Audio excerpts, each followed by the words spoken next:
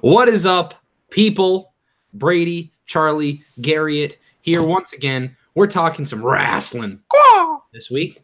I'm not dying, which is good. I was in the process of dying the last time you saw my face, if you watched the Big Brother podcast on Thursday night. But I'm good now. A little stuffed up. It's okay. Mute the mic and blow my nose a couple times during this. So we had NXT TakeOver Brooklyn 4. We had SummerSlam 2018. We had Monday Night Raw with some surprises, some expected surprises, but good ones, and then some unexpected surprises. And we had SmackDown, which was kind of status quo, but kind of not really. We had some cool stuff in that as well. Overall, good 4 nights of wrestling, but it's very easy to get burnt out. Wouldn't you say, Garrett? Like, it's kind of easy 4 days in. Oh, I'd say I'm still a little bit in burnout. SummerSlam helped me come back a little bit, but I'm still not super excited for wrestling every week. You feeling the same, Charlie? You feel like you need some time off, or are you all in? I mean, I think I could watch NXT tonight, to be honest. So there's your answer. Okay, let's stop the presses, boys. We have a lot of wrestling news this week. First, let's talk about an injury.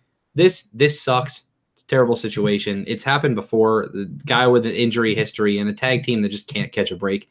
Eric Rowan has torn his bicep, and we saw that this led to the Bludgeon Brothers dropping the titles to the New Day on SmackDown. This sucks.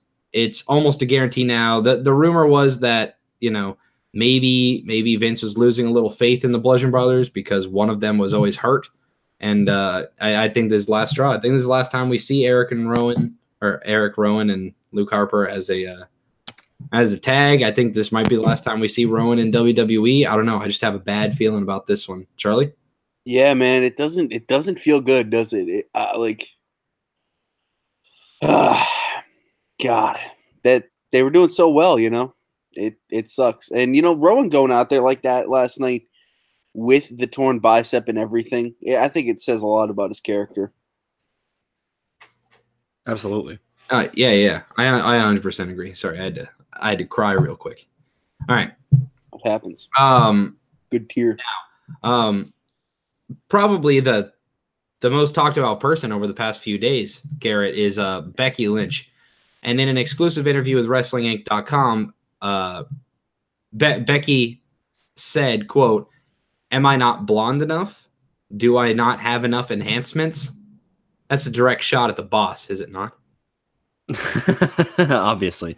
No, but I mean, yeah. So Becky's obviously throwing shade at the decision on Sunday. And, look, here's the reality. I don't disagree with her, honestly, because if you look at what happened, she was lined up to be the next SmackDown Women's Champion. She was the first SmackDown Women's Champion. It would have been great around the same time that we saw her crowned the first. I think actually it would have been back-to-back SummerSlam. She would have won.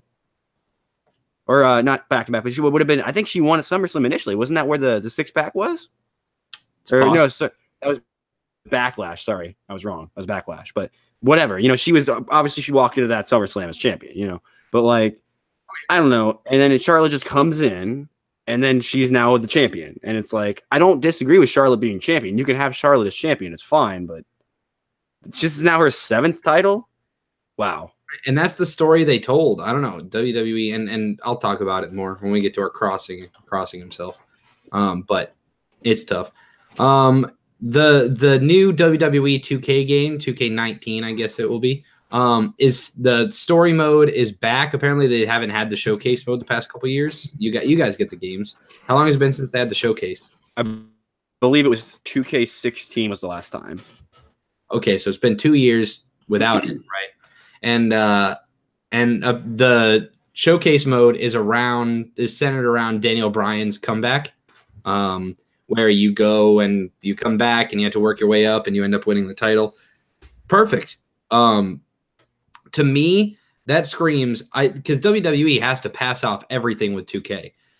And if Daniel Bryan wasn't going to sign a new deal, because it still hasn't been confirmed by WWE that Daniel Bryan has a new deal signed, he has to be signed, in my opinion, if they're going to do this whole storyline around him on the video game. There's no way WWE would let that pass if that wasn't the case.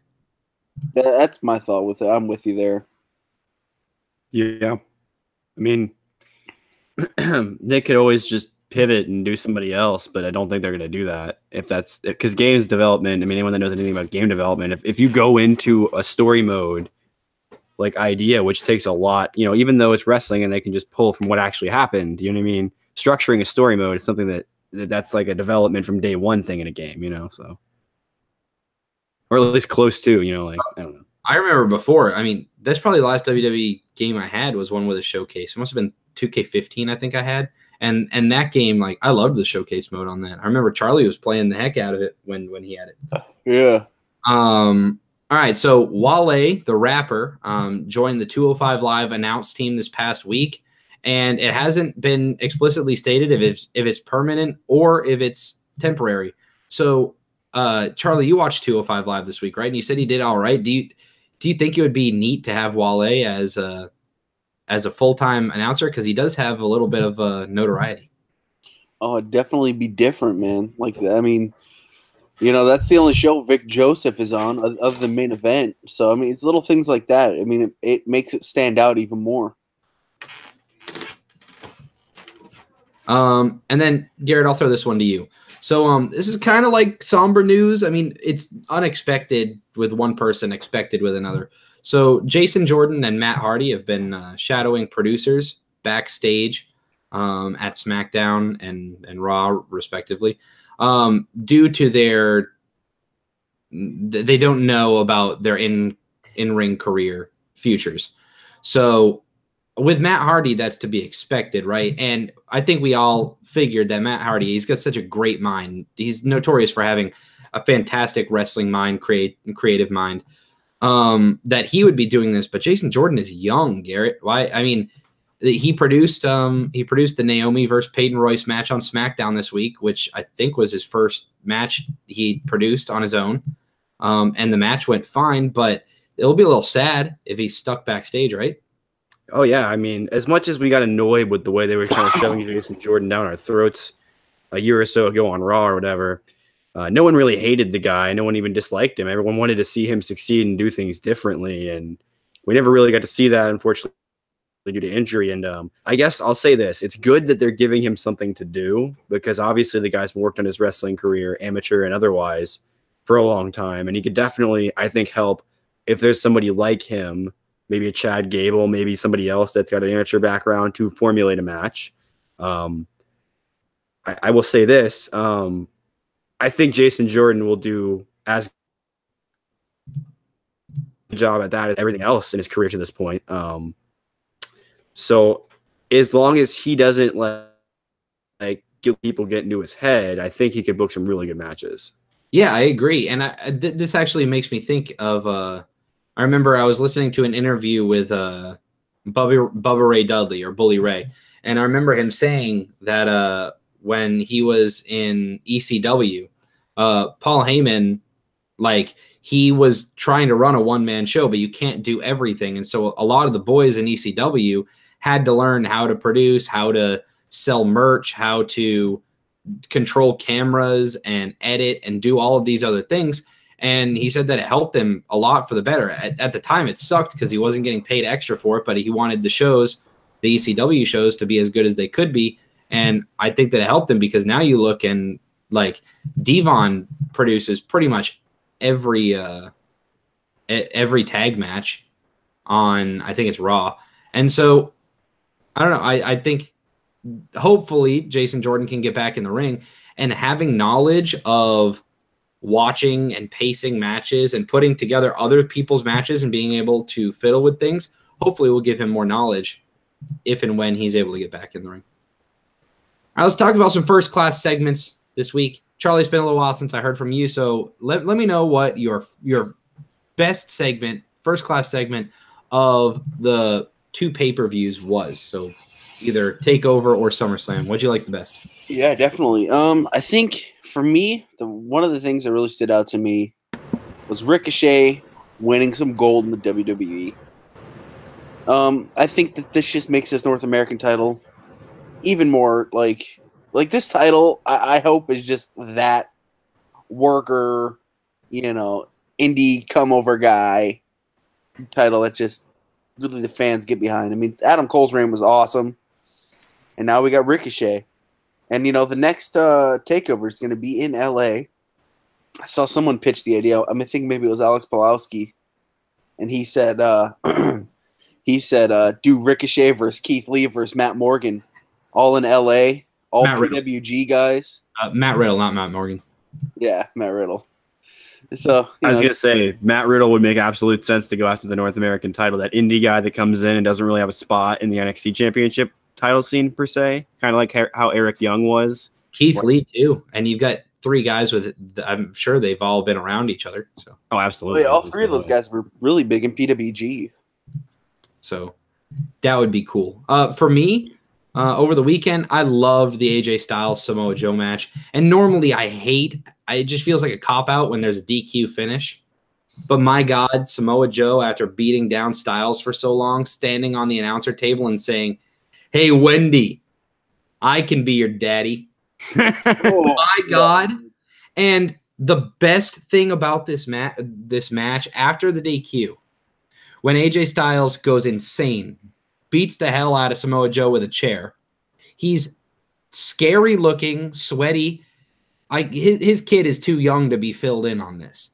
AJ Styles walked over, like his daughter knows that it's a work probably, but he walks over to go hug his little girl, and his wife goes to hand her over to him, and she doesn't want to go because she quote, "Daddy, you're bleeding." That was amazing. Like, they could not have made anything better than that. Just the fact that his own child was scared of him when he came over because he looked pissed off and bloody and sweaty. And she had just watched him assault another guy who she probably already knew legitimately that in her minds as a child, like, why would he do that? And that's so good for the storyline because Joe can use that, dude. He's going to put a still picture of his kid, of AJ Styles' kid being terrified and be like, look what you've done to your own family. It's going to be. No, dude, like that whole storytelling side of that match was really interesting. Like when someone picks up a mic, specifically Joe, in the middle of a match, they're about to say something that's going to make the crowd go, oh. Mm-hmm. And then like, I've said this on many occasions. When AJ Styles is a heel, he's pretty scary. I mean, he can be really intimidating when he wants to be, and especially when the man's holding a chair over you, beating you senselessly. Like, oh my God! And I don't know, just like you said, the storytelling was so good. It started off a little slow, in my opinion, but it picked up a lot. And that Styles clash on Joe was disgusting. He barely got him up. It was awesome. Garrett, what'd you like over the weekend? So there was an unexpected thing that happened on SummerSlam. So going into SummerSlam, there was one match on the card that kind of like stuck out as like, it'll be fine. The last match was good, but it doesn't necessarily need to be on the card. That was Baron Corbin versus Finn Balor. Now, for me, this match is always hard to call because you guys have seen in the podcast in the past, I own both shirts. I'm obviously a fan of both. And I wasn't really expecting to watch this match excited. So when it came up on the card, I was kind of like, okay, I'm going to go get my food now. I'm going to go do whatever. And I figured it would be the cool down spot for a bigger match. And it seemed like it was going to be the way they placed it on the card. However, it was probably one of the highest spots of the night because we had Corbin come out doing his normal thing. He's looking like a constable. And then the red lights flash with the heartbeat. And you're like, oh, no, there's not. Yeah. And you're like, I was like, what is happening? And then Balor comes out in the paint. By the way, I think this was some of his best paint to this day. I think he did a really good job with it. I think it's him that does it. Anyway, yeah. I mean, it was just all around. And the match was a squash, but it was good because I feel like the Demon needs to squash some people because otherwise, how is it a threat to people like Brock Lesnar or Roman Reigns or even Samoa Joe down the line or whatever? But like, yeah, I'm super hyped to see. People are saying this might be a tradition. I hope they don't go that way with it. I hope it's like if it's a big show and he needs it to win, absolutely bring the Demon out. The only thing I hate about this is all the stupid people online that are like, they've been begging for demons, so they've been trashing WWE for the past year for not having the demon character, and then they get on there for this. Really? He brings out the demon for Baron Corbin? Yeah. I hate that, dude. It's like, pick one. Right. But it's like, it was so good, and he came out, and like you said, it was a squash just like it should have been. And this was perfect. Like, it didn't need to be anything more than that. We had 3 squashes on the show, and all 3 of them were beautiful. They all should have happened the exact way they did. I said this to you guys before we went on air. I think for the first time ever, I enjoyed the WWE pay-per-view more than the TakeOver. And I loved TakeOver Brooklyn 4. I thought SummerSlam was a fantastic show, and it flowed so nicely from match to match. It did not feel like we had a quote-unquote cool-down match ever. And I love that. Charlie, what'd you like in the week of wrestling? Because Raw and SmackDown weren't too bad either. No, yeah, both really fluent shows like we were talking about. I'm gonna have to go with for the weekly. I'm gonna say AJ Styles and Samoa Joe. You know, you have AJ come and do this promo, and then Joe. You kind of saw it coming, but at the same time, when it's Joe doing it, whenever he does anything like this, you're like, oh my god. And when Joe had him in the cookie to clutch, and he's grabbing the mic, and he's like, he gets a little serious in that voice. You buy every word of his promos. I told you Daddy was coming, or Daddy promised to tuck you in or something like that, but he's already gone night-night. Just like, what?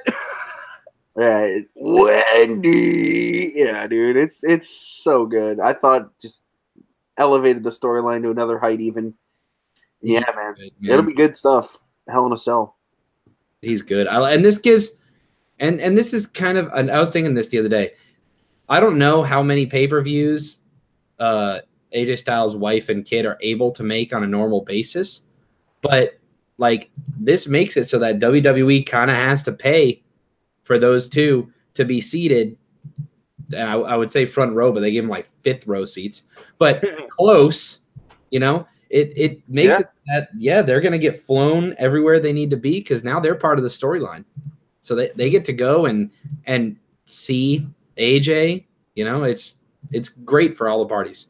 And I think it's very interesting because if you know AJ Styles, he's a very private person, especially when it comes to his family. He usually does not want them involved at all. He's a very traditional wrestling guy, but he's willing to do it because Joe and him probably sat down and he said, hey, I know how you are. I probably would be the same way, but this makes sense for this storyline. And then AJ was like, okay.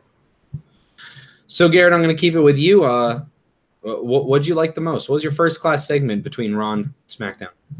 So we had, as we had discussed, an injury with regards to the tag division on SmackDown, and we had to rectify that. And we already said it was crazy that the man decided to go out there and have a street fight? It was an Extreme Rules match or something. No DQ. It was a tables match. Was it tables? I think, right? I remember there being a ladder involved. I'll look it up. But maybe I'm remembering wrong. Anyway, with some kind of stipulation. Anyway, where there was championship match. Hold on, I got it right here. Okay, never mind. It doesn't say what it is.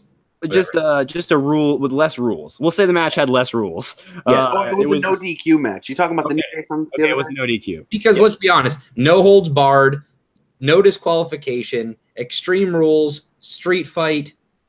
There's 4 ways of saying the same thing.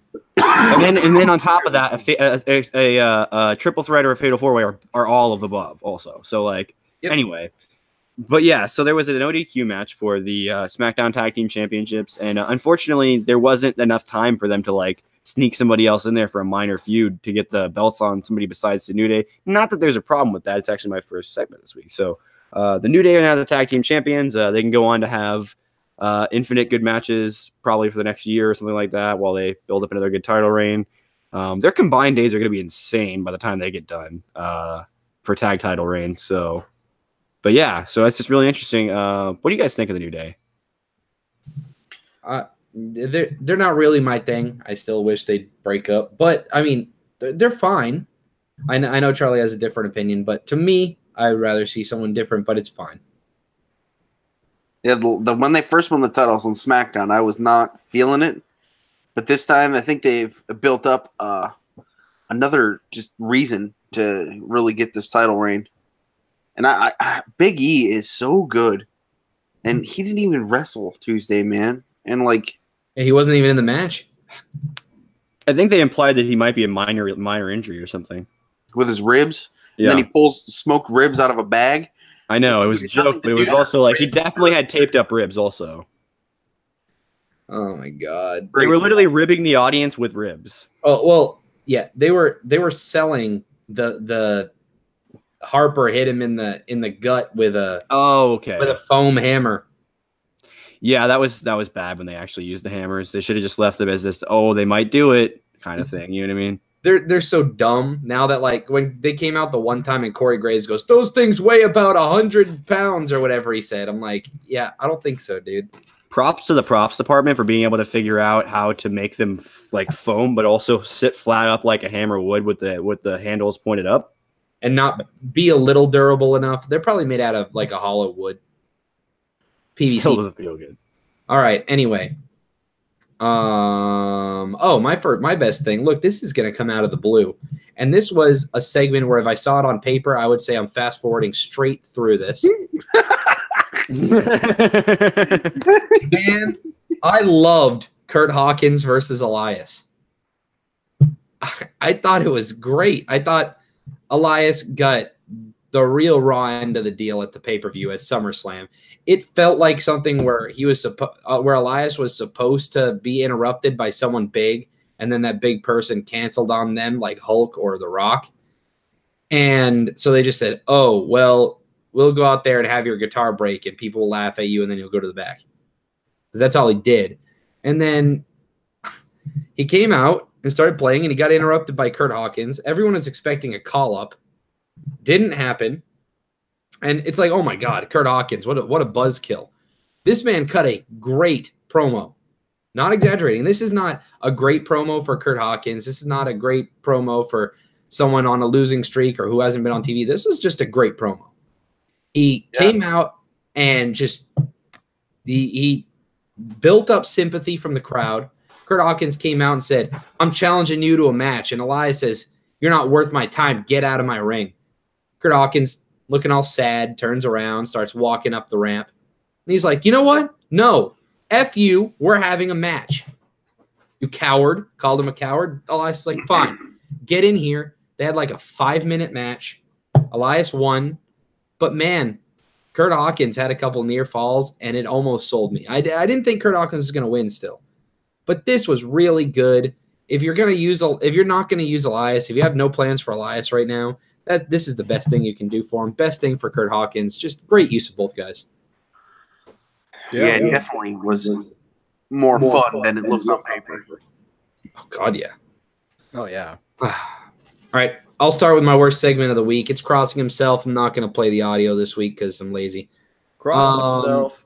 There was a questionable decision on SmackDown this week. So when Becky Lynch turns on Charlotte after Charlotte wins the title at SummerSlam, everybody in the arena cheered. When Charlotte won, everybody booed Charlotte out of the arena. And then Becky Lynch turned on Charlotte. Now, just because someone turns on someone else does not automatically make them a heel. However, that's what WWE seemed to think in this scenario. We thought, okay, maybe WWE heard the reaction of everyone, and they understand that everyone wants Becky Lynch to succeed. Didn't happen. She came out, cut the all you people promo, and she just lies. She just straight says, all you people stood up and cheered for Charlotte when she won that championship. You were never behind me. You never actually liked me. Gave all the cliche lines. WWE, Becky Lynch, no matter what you have her say, she is going to get cheered until she turns into Daniel Bryan and wins the title. It's not going to happen otherwise. WWE Universe is going to force your hand on this.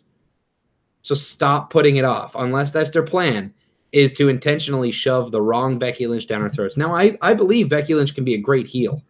But it's impossible to be a great heel if the fans are this behind you and if you're this loved by the fans. Yeah. Garrett, what did you not like this week? So honestly, I was looking through Raw because I figured there wasn't really anything on SmackDown that I really jumped out at me. I mean, there might have been a few things I could probably nitpick, but the one thing that I really didn't understand this week was we had a little bit of 50-50 booking, as we like to refer to it, in regards to the B team versus the Revival feud that we've got going on right now. It's interesting. Both tag feuds that we're going to have going into the next pay-per-view are going to be as a response to injury because the previous people in the feud couldn't make it to the SummerSlam or after SummerSlam. So, but yeah, so the B team lost another, no, it wasn't the B. Was it a singles match? I believe it was a singles match, right? I'm looking at it right now. Back-to-back singles matches. Yeah. Sorry. Yeah. Okay. I didn't see the semicolon. I'm an idiot. But yeah. So we had 2 back-to-back matches. Revival cleaned house. They've done this before with the Revival cleaning house on 2 different back-to-back matches. It might be a little thing that they do. I'm not sure. I didn't really watch when they were still the main tag team in NXT for a while. But if that's what they're going with, that when they go into a tag feud, they just take 2 wins over title holders right away. Boom, that instantly puts them in the title scene. So that makes sense. But yeah, true. We already knew they were going to get a match at the next pay-per-view because there's not anyone else right now, at least that we know of. So didn't really understand the point of them losing. I mean, they could have had the Revival win and the B team's run still would be good, like. Not saying they should have done that. The way they had I love the Breezango style. I bumped into the roll up. That was great. But now you have them not win the next night, and it's just like, okay, so it was a fluke. The B team aren't that good. What now? Like, oh, that's definitely the angle that they push. That the B team are not actually good. Although, you know what was good, man? They're backstage standing up to the Miz at SummerSlam.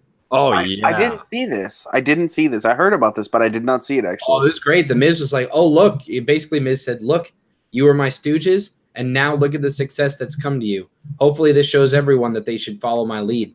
And Curtis Axel was like, and so Miz was like, oh, for old time's sake, you guys want to go fetch my limo. That way we can leave after my match with Daniel Bryan. And Curtis Axel's like, sorry, we're champions. We don't need you anymore. And we're going to go celebrate. And you're going to go lose to Daniel Bryan. Dang. Nice. Yeah, so, and then I think they said like the B team stands for Daniel Bryan or something like that. Yeah. The B team stands for Daniel. Oh, they also had a great line. Bo Dallas said him and Curtis Axel are going to start a reality TV show. And it's going to be called Total Fellas.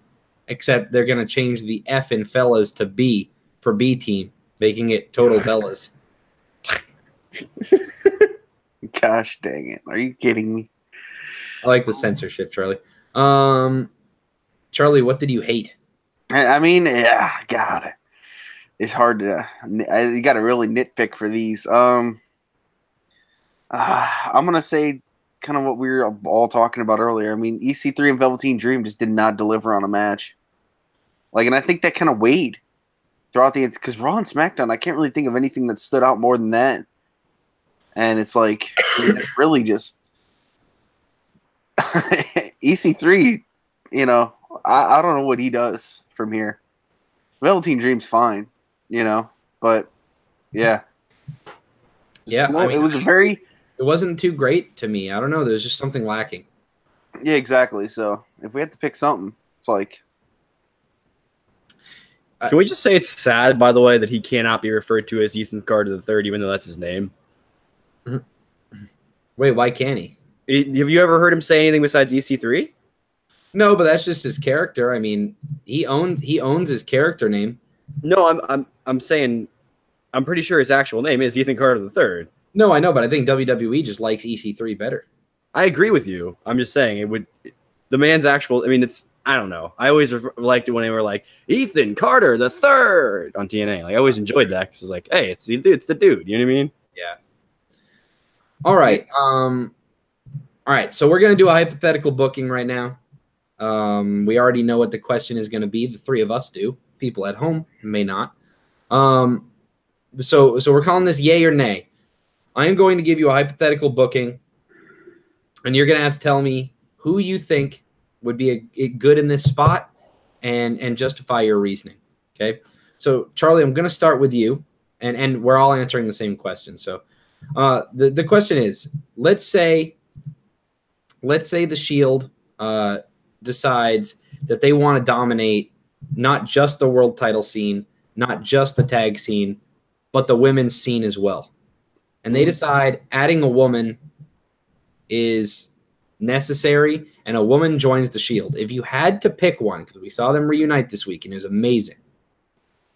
If you had to pick a woman that could step right in and be great with them, and say what capacity, is she going to be an ass kicker with them, or is she going to be more of a Dana Brooke kind of behind the scenes, but still, pretty cool chick? Who would it be, Charlie? All right, so it's fun. So I think they recruit from NXT, right? And I think they don't take a main star either. I think they go with Tenera Conti, who is the judo fighter. She's the professionally trained judo fighter from Brazil. They teased a little bit of her with Undisputed Era at one point, and like people were like, "Oh my god, imagine!"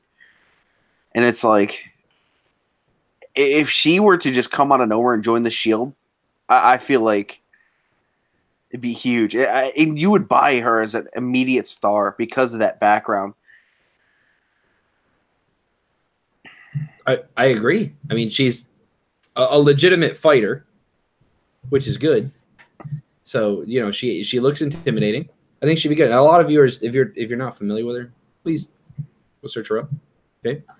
Garrett, how about you?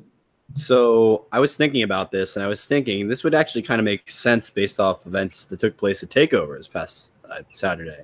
So I think somebody that goes right in and fits right in with the gimmick of the Shield of just ass kicking and destroying everybody is one also from NXT, Shayna Baszler. So imagine her in the Shield gear. I was just picturing that in my head. She looks great in the Shield gear in my head, but I'm thinking you could have her go up against somebody like Ronda and believably potentially beat Ronda. Because obviously this has to take place on Raw. And we also have to make sure that this person can go up against Ronda and win. So far we've had 2 picks that can. I just think it would really work. I think her look would go well with the others as well. Especially because you'll have the rough-looking Ambrose, the pretty boy Rollins, and Reigns. But then you could have like this sort of in-between where she's like, you're like, oh, this is an attractive chick, but she could also kill me. Yeah. I'm going to keep along the same lines, but then I'm going to throw out a couple names after. So my pick would be someone that they already have up, not someone calling up from NXT. I'm going with Sonya Deville.